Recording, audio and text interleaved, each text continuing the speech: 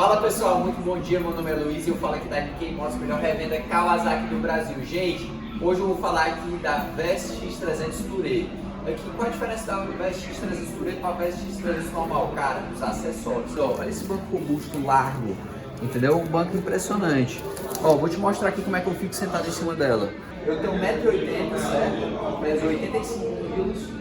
Ó, fica bem bacana, super confortável aqui, ó. Dobrando a perna, não fica bacana. Olha esse acabamento aqui, um botão de carenagem, falando com menino LED.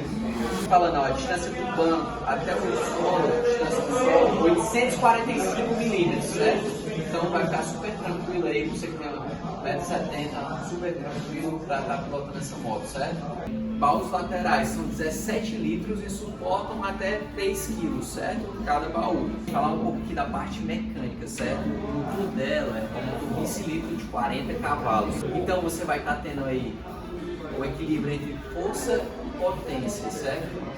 Torque bacana, autonomia, então tudo isso sobre essa moto. Esse aqui é a líder, foi líder de categoria em 2018, certo? Tanque 17 litros, cara, isso dá uma autonomia maravilhosa, cara. Ela faz em média de forma econômica 22 km por litro.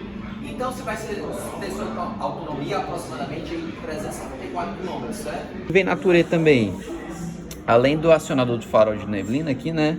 Vem essa tomada aqui 12 volts, certo?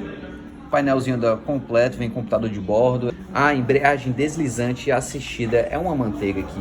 Olha o acabamento disso, vem com pisca-alerta, certo? É uma moto totalmente completa, que não falta nada. Para-brisa dianteiro, que também vem na Versys X300 normal.